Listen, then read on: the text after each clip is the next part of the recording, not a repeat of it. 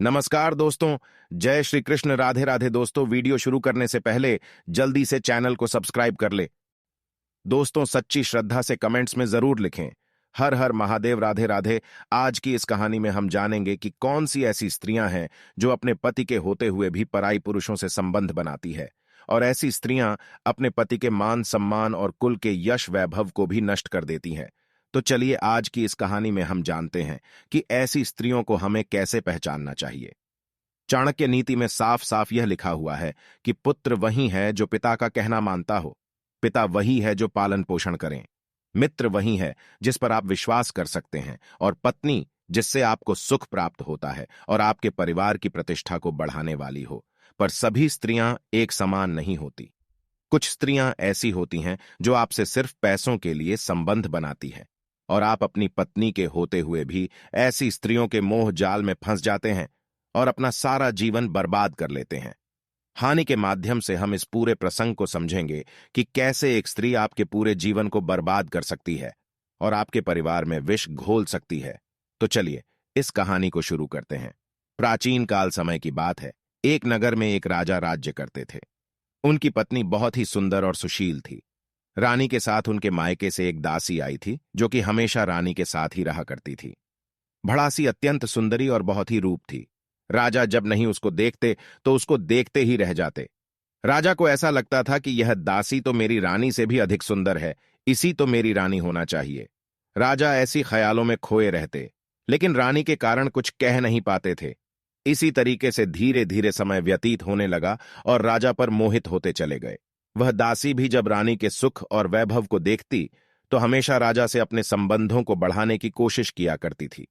इसी प्रकार से समय के साथ साथ राजा और दासी के संबंध गहरे होते चले गए और दोनों के साथ नाजायज संबंध स्थापित हो गए। तब एक दिन रानी ने उस दासी और राजा को रंगे हाथों पकड़ लिया। तब राजा ने कहा कि मैं राजा हूं, मैं कुछ भी कर सकता हूं और तुम मुझे नहीं रोक सकती। अब मैं इससे विवाह करूंगा और इसे रानी बनाकर तुम्हारे साथ इसी घर में रखूंगा। रानी राजा को रोकना तो चाहती थी, लेकिन वह दासी पूरी तरीके से राजा को अपने प्रेम जाल में फंसा चुकी थी और रानी बनने के लिए बहुत बेचैन थी। उसने झटपट से विवाह कर लिया और उस महल में रानी बनकर रहने लगे। अब राजा का ज्यादा ध्यान छोटी रानी पर ही रहता था, जो कि पहले दासी थी। राजा के पास दो दो रानियां तो हो गई, लेकिन राजा अभी भी संतान सुख से वंचित थे, इसलिए राजा चिंतित रहा करते थे। दोनों रानियां भगवान से विनती करती और कहती कि हे भगवान, आज तक हम मां नहीं बन पाई, हम पर कृपा करो। लेकिन इसका कुछ भी परिणाम नहीं निकला। एक बार एक सन्यासी उसी राज्य से गुजर रहे थे तो राजा के दरबार में सभी लोग कहने लगे कि वे सन्यासी बहुत ही सीधे पुरुष है, क्यों ना उन्हें राज दरबार में बुलाकर इस समस्या को हल करने के लिए विनती किया जाए। राजा को अपनी प्रजाजनों की बात उचित लगे और राजा ने कहा कि सन्यासी को आदर से महल में बुलाया जाए। वे महात्मा जब महल में पहुंचे तो राजा ने दोनों रानियों को बुलाकर कहा, महात्मा का सत्कार बड़े आदर के साथ होना चाहिए। बड़ी रानी उसी वक्त तैयार हो गई और महात्मा को बड़े आदर के साथ खिलाने लगी। छोटी रानी महात्मा के फटे कपड़ों की ओर देखती और उनकी सेवा करने से इनकार कर देती। छोटी रानी को अपने रूप और धन का बड़ा घमंड था। कुछ दिनों बाद महात्मा जाने के लिए तैयार हो गए। जाने से पहले बड़ी रानी को उन्होंने खूब आशीर्वाद दिया और कहा, बहुत ही जल्द इस महल में बच्चों की आवाज सुनाई देगी। बड़ी रानी तो बहुत खुश थी और सचमुच कुछ ही दिनों के भीतर वह गर्भवती हो गई। यह खबर राजा के पास पहुंचते ही राजा बहुत खुश होगा। मेरा सारा संसार उजाड़ दिया, इसलिए अगर हो सके तो मुझे क्षमा कर देना। तब रानी रोने लगी और पूछने लगी कि चंपा और बांस, तुम दोनों मनुष्य कैसे बनोगे। चंपा और बांस से रानी गले लगकर आंसू बहाने लगी, और जैसे ही रानी के आंसू चंपा और बांस के शरीर में लगे, वे दोनों फिर से एक लड़का और लड़की बन गए। तब चंपा और बांस ने रानी से कहा कि माता, जब सैनिक हमें मरने के लिए इस जंगल में छोड़ गए थे, तब हम भगवान की कृपा से चंपा और बांस बन गए थे, ताकि कोई जंगली जानवर हमें नुकसान पहुंचा सके, क्योंकि हम नन्हे नन्हे बालक थे और हमें कोई भी जंगली जानवर बड़ी आसानी से खा सकता था।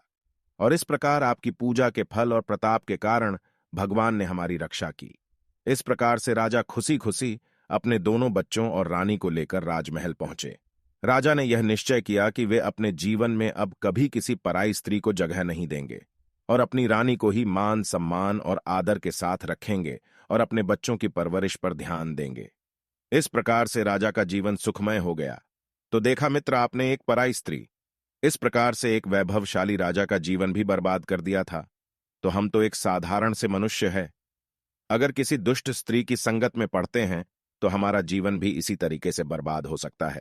इसलिए हम ऐसी स्त्रियों से है हमेशा बचकर रहना चाहिए जो पैसे के लालच में या किसी स्वार्थवश पर है, पुरुषों से संबंध बनाती है। अगर आपकी स्त्री में यह गुण भी मौजूद हैं तो आपको समझ जाना चाहिए कि आपकी स्त्री भी चलन है और वे पर आए पुरुषों में रुचि रखती है। अगर आपकी पत्नी आपके पीठ पीछे आपके दोस्तों और मित्रों से बात करना पसंद करती है तो आपको यह समझ लेना चाहिए कि आपके स्त्री के चाल चलन ठीक नहीं है और वे आपको धोखा दे रही है।